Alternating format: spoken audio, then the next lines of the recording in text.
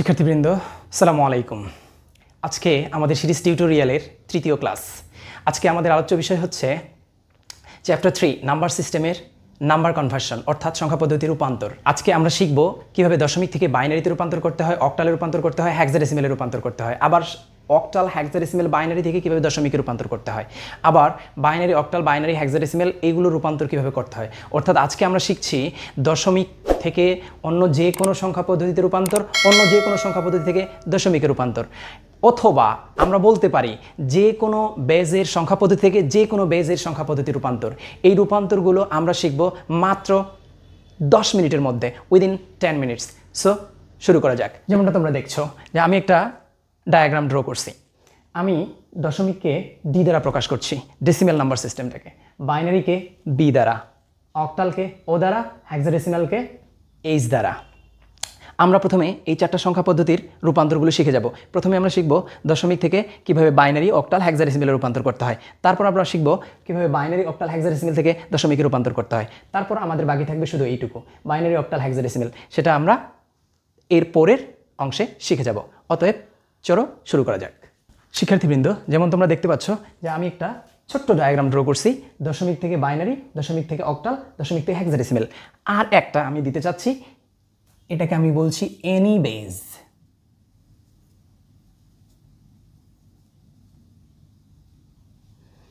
Any base অর্থাৎ যে কোনো ভিত্তি, যে কোনো ভিত্তি। আমরা জানি বাইনারির ভিত্তি হচ্ছে 2, তাহলে আমরা এখানে 2 ইউজ করব। আমরা জানি অক্টালের ভিত্তি কত 8, তাহলে আমরা এখানে 8 ইউজ করব। আমরা জানি হেক্সাডেসিমেল ভিত্তি কত 16, তাহলে আমরা এখানে 16 ইউজ করব। আর যদি আমরা বলি এনি বেজ, তখন হবে সেটা 4 ভিত্তিক হতে পারে, 5 ভিত্তিক হতে পারে, 6 ভিত্তিক হতে পারে, 8 ভিত্তিক হতে পারে। 8 ভিত্তিক বলতে তো আমরা অক্টালকে বোঝাই, তা বাদেও অন্য যে কোনো ভিত্তির হতে পারে। এরকম প্রশ্ন বোর্ডে আসতে দেখা গেছে যে বলছে যে 6 ভিত্তিক সংখ্যা পদ্ধতিতে রূপান্তর করে দেখাও। তখন আমরা দশমিক থেকে এনি বেজ বলতে 6 ভিত্তিকে বোঝাবো, দশমিক থেকে এনি বেজ বলতে 6 ভিত্তিকে বোঝাবো। আশা করি বুঝতে পারছো।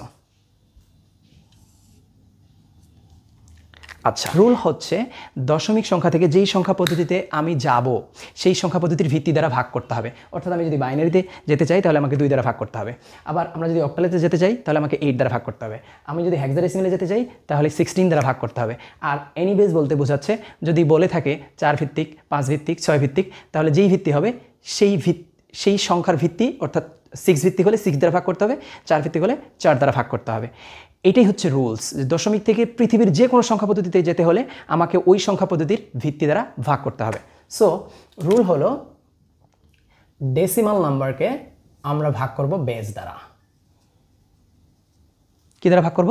বেজ দ্বারা। এখন আমরা জানি ভাগ করলে 2 ধরনের ফলাফল পাওয়া যায়, একটা হলো ভাগফল, একটা হচ্ছে ভাগশেষ। আমরা ভাগশেষ দিয়ে সংখ্যাগুলো গঠন করব, অর্থাৎ বাইনারি গঠন করব, অক্টাল গঠন করব, হেক্সাডেসিমেল গঠন করব। কারণ ভাগশেষটাই হচ্ছে 0 থেকে ওই বেজের চাইতে 1 কম, অর্থাৎ আমি ওই সংখ্যাটা পেতে হলে আমাকে ভাগশেষ দিয়েই সংখ্যাটা গঠন করতে হবে। তাহলে আমরা একটা উদাহরণ দিয়ে দেখি, বিষয়টা আমাদের কাছে ক্লিয়ার হয়ে যাবে। ধরে নাও আমাদের সংখ্যাটা হচ্ছে 23, দশমিক একটা আছে, বের করতে হবে বাইনারি, বের করতে হবে অক্টাল, বের করতে হবে 6 বেজ। তাহলে আমরা শুরু করি। আমরা জানি দশমিক থেকে রুলস হচ্ছে ওই ডেসিমাল নাম্বারটাকে বেজ দ্বারা ভাগ করতে হবে, ডেসিমাল নাম্বারটাকে বেজ দ্বারা ভাগ করতে হবে। তাহলে 23 ডিভাইডেড বাই 2, তাহলে আমরা জানি কি 23কে 2 দ্বারা ভাগ করলে 11 দুগুণে 22, অবশিষ্ট 1। এটা ভাগফল, এটা ভাগশেষ। আমরা জানি 2 ধরনের ফলাফল পাওয়া যাবে, একটা হলো ভাগফল, একটা হচ্ছে ভাগশেষ। তাহলে আমরা ভাগফল ভাগশেষকে পৃথক করবো একটা হাইফেন দিয়ে। আচ্ছা, আবার 2 দ্বারা ভাগ করি, 5 দুগুণে 10, অবশিষ্ট 1। আবার 2 দ্বারা ভাগ করি, 2 দুগুণে 4, অবশিষ্ট 1। আবার 2 দ্বারা ভাগ করি, 2 1 কে 2, অবশিষ্ট 0, অবশিষ্ট 0। আবারও ভাগ করতে হবে, যখন ছোট হবে, ভাজকের চাইতে ভাজ্য ছোট হবে, তারপরও ভাগ করতে হবে। 2 দ্বারা ভাগ করলে এখন এটাকে ভাগ যাবে না, তখন আমরা এখানে 0 বসাবো আর এই ভাগশেষটাকে এইখানে প্লেস করে দেব। নিচ থেকে উপরের দিকে সাজাবো, নিচ থেকে উপরের দিকে সাজাই দেবো। তাহলে এবার কি হবে? সংখ্যাটা গঠিত হয়ে যাবে। তাহলে আমাদের সংখ্যাটা হচ্ছে 1 0 1 1 1, বাইনারি পেয়ে গেছি আমরা, 1 0 1 1 1 হয়ে গেছে আমাদের বাইনারি। কারণ আমরা বলছি যে দশমিক সংখ্যাকে আমরা যদি বেজ দ্বারা ভাগ করি তাহলে ওই সংখ্যা পদ্ধতিতে রূপান্তর হয়ে যাবে ভাগশেষগুলো নিচ থেকে উপরের দিকে সাজিয়ে নিয়ে। তাহলে সংখ্যাটা হচ্ছে 1 0 1 1 1, বাইনারি পেয়ে গেছি আমরা। এখন আমরা যাব অক্টাল। তাহলে 23 ভাগ করব 8 দ্বারা, কেননা ডেসিমালকে ভাগ করতে হবে যেই সংখ্যা পদ্ধতিতে যাচ্ছি তার বেস দ্বারা। তাহলে আমরা জানি অক্টালের বেস হচ্ছে 8, তাহলে অক্টালের রূপান্তরের জন্য 8 দ্বারা ভাগ করব। তাহলে 8 দুগুণে 16, 7 23, এটা হলো ভাগফল, এটা হচ্ছে ভাগশেষ। দেখা যাচ্ছে যে আবার 8 দিয়ে ভাগ করতে হবে, ভাজকটা বড় ভাজ্যটা ছোট, তারপর ভাগ করতে হবে। এখানে 0, এই 2টা এইখানে প্লেস হবে, নিচ থেকে উপরের দিকে সাজাতে হবে। 2 7 ওকে।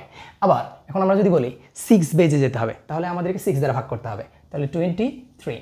তাহলে 6 ভিত্তিক সংখ্যা পদ্ধতিতে যদি আমাকে যেতে বলে তাহলে আমি 6 দ্বারা ভাগ করব। তাহলে 6, 3 6 18, 4 6 24, তাহলে 4 বাদ দেওয়া যাবে না, আমাকে 3 বাদ দিতে হবে। 3 6 18, 5 23, আবার 6 দ্বারা ভাগ, এটাকে ভাগ যায় না, সো 0 3, 3টা এখানে প্লেস হয়ে গেল, নিচ থেকে উপরের দিকে সাজিয়ে দিলাম, তাহলে 3 5। তাহলে আমরা শিখে গেলাম কিভাবে দশমিক থেকে অক্টাল, বাইনারি, হেক্সাডেসিমেল অথবা যে কোনো সংখ্যা পদ্ধতিতে রূপান্তর করা যায়। আমাদের প্রথম অংশটা হয়ে গেছে, আশা করি বুঝতে পারছো। যদি কোনো প্রবলেম থাকে তাহলে অবশ্যই নক করতে হবে। ঠিক আছে, লেটস গো নেক্সট স্টেপ। অর্থাৎ এবার আমরা রূপান্তর শিখব বাইনারি, অক্টাল, হেক্সাডেসিমেল অথবা এনি বেস থেকে দশমিকের রূপান্তর। চলো শুরু করা যাক। শিক্ষার্থীবৃন্দ দেখো, আমি আরেকটা ডায়াগ্রাম ড্র করছি। এবার হচ্ছে আমাদের রূপান্তর বাইনারি থেকে ডেসিমাল, অক্টাল থেকে ডেসিমাল, হেক্সাডেসিমাল থেকে ডেসিমাল, এনি বেস থেকে ডেসিমাল। অর্থাৎ আমরা একটু আগে যেটা করছি, দশমিক থেকে যে কোনো সংখ্যা পদ্ধতি, সেটা বাইনারি, অক্টাল, হেক্সাডেসিমাল বা যে কোনো বেস হোক, সেটাতে রূপান্তর করছি। এবার আমরা রিভার্সটা করতে যাচ্ছি, অর্থাৎ বাইনারি, অক্টাল, হেক্সাডেসিমাল বা যে কোনো বেস থেকে দশমিকে রূপান্তর করব। এইটার ক্ষেত্রে নিয়ম হলো, একটু আগে আমরা দশমিক থেকে যে কোনো সংখ্যা পদ্ধতিতে রূপান্তর করতে গিয়ে যে রুলস ফলো করছি, সেখানে আমরা করছি ভাগ। তাহলে ধরো ফর এক্সাম্পল আমি যদি বলি যে আমি দিনাজপুর থেকে ঢাকা যাচ্ছি, তাহলে আমি যে রোড ফলো করব, আসার সময় ঢাকা থেকে দিনাজপুর আসতে হলে আমাকে তার অপোজিট ডিরেকশনে আসতে হবে। অর্থাৎ আমি বোঝাতে চাচ্ছি যে যাওয়ার সময় যে রুলস যেভাবে গেছি, আসার সময় তার বিপরীত ওয়েতে আমাকে আসতে হবে। তো ঠিক একই কনসেপ্ট এখানে কাজ করবে। দশমিক থেকে বাইনারি, অক্টাল, হেক্সাডেসিমেলে যাওয়ার সময় আমি করছি ভাগ, তাহলে বাইনারি, অক্টাল, হেক্সাডেসিমেল থেকে দশমিকে আসার সময় আমাকে করতে হবে গুণ। তাহলে আমরা যদি গুণ করি, তাহলে ওখানে আমি ভিত্তি দিয়ে ভাগ করছি, এখানে ভিত্তি দিয়ে কী করতে হবে, গুণ করতে হবে। যদি আমি ভিত্তি দিয়ে গুণ করি, গুণ করার পরে আমরা জানি যেহেতু সংখ্যাটা হচ্ছে পজিশনাল নাম্বার সিস্টেম, সেহেতু সকল গুণফলকে যোগ করলেই সংখ্যাটা আমরা পেয়ে যাব। সকল গুণফলকে যোগ করলে সংখ্যাটা আমরা পেয়ে যাব। তবে রুলসটার মধ্যে একটু ভিন্নতা আছে, কেননা পজিশনাল নাম্বার সিস্টেমে স্থানীয় মান থাকে, সুতরাং আমাদের স্থানীয় মান সহকারে গুণ করে সংখ্যাগুলো বের করতে হবে। চলো শুরু করা যাক। তাহলে রুলস হচ্ছে যে ডিজিটটাকে গুণ হবে বেস দ্বারা, ডিজিটটা গুণ হবে বেস দ্বারা। এখানে যে ডিজিটটা থাকবে, ডিজিটটা গুণ হবে বেস দ্বারা, বেসের পাওয়ার হবে পজিশন। ব্যাপারটা কীরকম হলো, ধরো একটু আগে আমরা লিখছি যে বাইনারি সংখ্যা একটা আছে 1 0 1 1 1, এটা একটা বাইনারি সংখ্যা ছিল। আরেকটা ছিল কি, অক্টাল সংখ্যা 2 7। এখন আমরা দশমিকে রূপান্তর করব। আমরা কিসে রূপান্তর করব, দশমিকে। তাহলে এই যে এগুলো হচ্ছে বাইনারি বিট বা ডিজিট, আর এগুলো হচ্ছে অক্টালের ডিজিট। এই প্রত্যেকটাকে আমাকে কি করতে হবে, বেস দ্বারা গুণ করতে হবে। আর বেজের পাওয়ারগুলো পজিশন আকারে দিতে হবে। বেজের পাওয়ার হবে পজিশন, পজিশন দিলেই আমরা স্থানীয় মান পেয়ে যাব। তাহলে নিয়ম হলো প্রত্যেকটা বিটকে আমি কি করব, ভিত্তি দ্বারা গুণ করব এবং গুণফলগুলোকে যোগ করতে হবে। গুণফলগুলোকে অবশ্যই যোগ করতে হবে। তাহলে 0 × 2 প্লাস 1 × 2 প্লাস 1 × 2 প্লাস 1 × 2। এখন পজিশন, পজিশন নির্ধারিত হবে ডান দিক থেকে, 0 থেকে শুরু হবে। 0 1 2 3 and 4। তাহলে সংখ্যাটা দাঁড়াচ্ছে 2 এর পাওয়ার 4 মানে হচ্ছে 16। 16 এর সাথে 1 গুণ করলে 16 প্লাস 0 এর সাথে কিটা গুণ করে 9। তাহলে এটা কি 2 এর পাওয়ার 2 মানে হচ্ছে 4, 4 এর সাথে 1 গুণ করলে 4। 2 এর পাওয়ার 1 মানে হচ্ছে 2, 2 এর সাথে 1 গুণ করলে 2। 2 এর পাওয়ার 0 মানে হচ্ছে 1, আমরা জানি সামথিং পাওয়ার 0 মানে 1। তাহলে 1 এর সাথে 1 গুণ করলে 1। তাহলে সংখ্যাটা কত দাঁড়াচ্ছে, 4 2 এ 6 আর 1 এ 7 আর 16, 16 সাথে 23। আমরা দশমিক পেয়ে গেছি। এবার আমরা আসি এটাতে।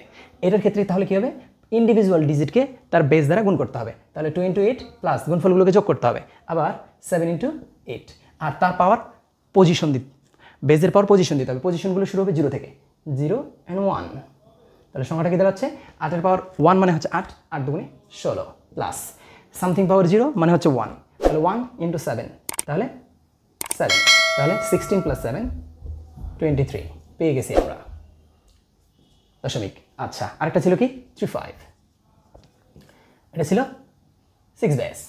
তাহলে 6 বেস থেকে আমরা যদি দশমিকে আসি তাহলে এবার হবে কি, তাহলে 3 × 6 প্লাস 5 × 6, এরপর 0, এরপর হচ্ছে 1, তাহলে 3 6 18 প্লাস 6 এর পাওয়ার 0 মানে হচ্ছে 1, তাহলে 5, সরি এখানে 18 হবে, 18 আর 5 23।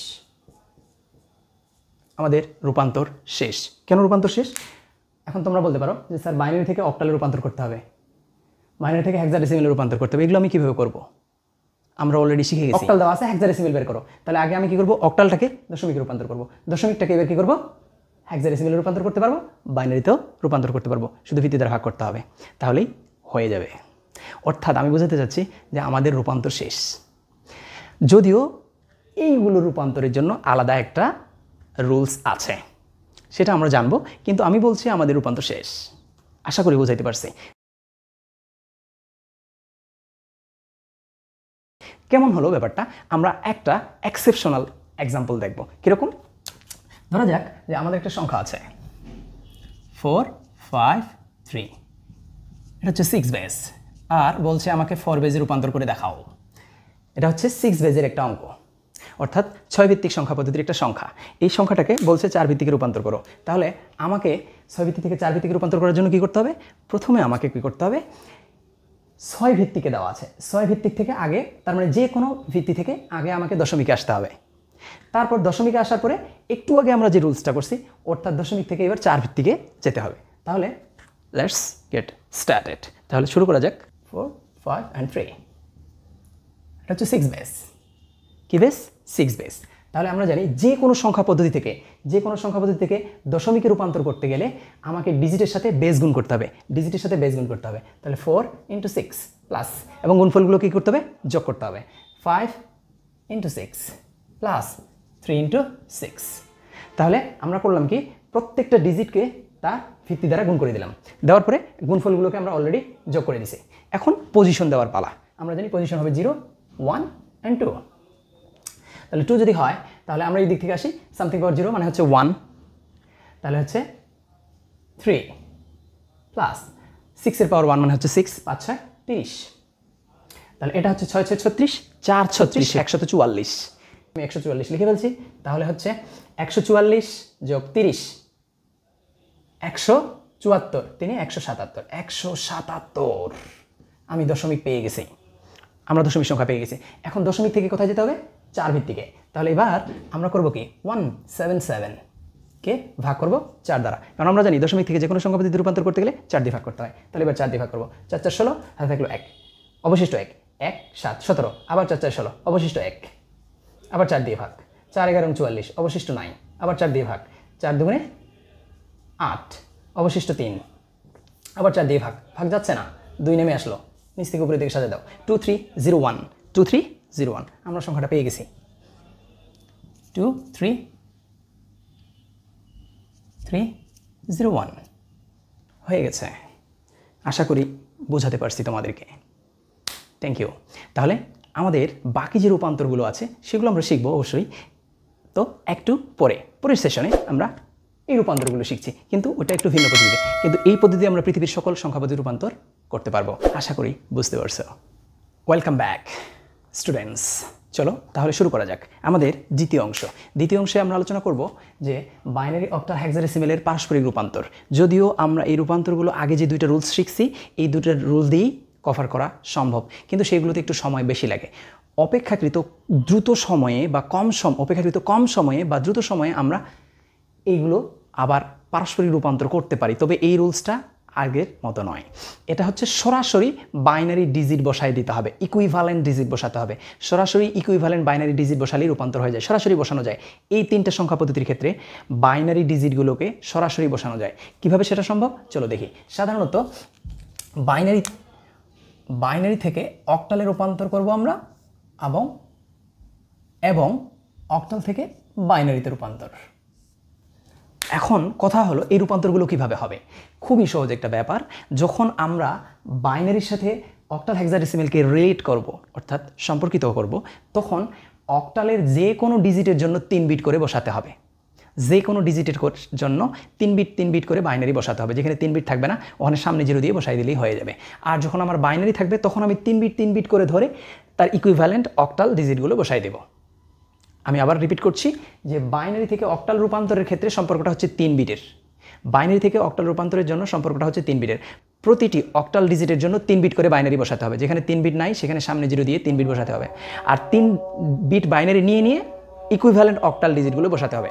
আর হেক্সাডেসিমেলের সাথে বাইনারির সম্পর্ক হচ্ছে 4 বিটের। হেক্সাডেসিমেলের সাথে বাইনারির সম্পর্ক হচ্ছে 4 বিটের। অর্থাৎ যেখানে হেক্সাডেসিমেল নাম্বার থাকবে তার প্রত্যেকটা ডিজিটের জন্য 4 বিট করে বাইনারি বসাতে হবে। 4 বিট করে বাইনারি বসাতে হবে। এবং যখন বাইনারি থাকবে তখন সেখান থেকে হেক্সাডেসিমেলে রূপান্তর করার সময় 4 বিট করে তুলে নিয়ে তার ইকুইভ্যালেন্ট হেক্সাডেসিমেল বসাতে হবে। তাহলে আমরা দুইটা এক্সাম্পল দেখি। আচ্ছা, যখন আমরা বাইনারি থেকে অক্টালে বসাবো, বাইনারির সাথে অক্টালের রিলেশন হচ্ছে 3 বিটের, তাহলে আমাকে ডান দিক থেকে 3 বিট করে নিতে হবে। ডান দিক থেকে 3 বিট করে নিতে হবে। এখন এইখানে 3 বিট হচ্ছে না, তাহলে আমাকে সামনে দুইটা 0 দিয়ে 3 বিট বানিয়ে নিতে হবে। কিন্তু আমরা জানি সামনে 0 দিলে ভ্যালু ইনক্রিজ করে না, সো আমরা এখানে 1 বিটেই ধরে নিব। তাহলে এটা 1ই থাকতেছে।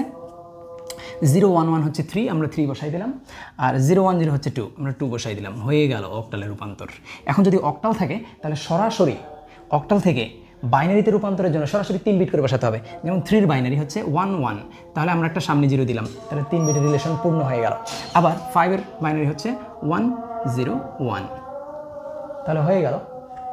এবার 6 এর বাইনারি 1 1 0, হয়ে গেছে বাইনারিতে রূপান্তর। ঠিক একই কাজ আমরা যদি হেক্সাডেসিমেলের সময় করি তাহলে 3 বিটের জায়গায় 4 বিট করে নিয়ে হেক্সাডেসিমেল সংখ্যা বের করতে হবে। আর যদি এইটাই হেক্সাডেসিমেল হয় তাহলে আমাকে 4 বিট করে বসাতে হবে। তাহলে আরেকটা এক্সাম্পল আমরা দেখি বাইনারি থেকে হেক্সাডেসিমেল। ওকে, তাহলে একটা বাইনারি আছে 1 0 1 1 0 1 0 1। ওকে, তাহলে বাইনারি থেকে হেক্সাডেসিমেলের রিলেশন হচ্ছে 4 বিটের। আমরা আরেকটা 1 নিলাম, 4 বিট 1 বিট, তাহলে 1 1 0 1 1 হচ্ছে বি, আর 0 1 0 1 হচ্ছে 5। তাহলে হেক্সাডেসিমেলে রূপান্তর হয়ে গেল। আচ্ছা, এখন যদি হেক্সাডেসিমেল থাকে যে 2CA, তাহলে হেক্সাডেসিমেল থেকে বাইনারি, তাহলে আমাকে 4 বিট করে বসাতে হবে। কীরকম? 0 0 1 0, 2 এর বাইনারি বসাই দিলাম 4 বিট। C এর বাইনারি 1 1 0 0, A এর বাইনারি 1 0 1 0। হয়ে গেছে রূপান্তর, শেষ। আশা করি বুঝতে পারছো। Thank you.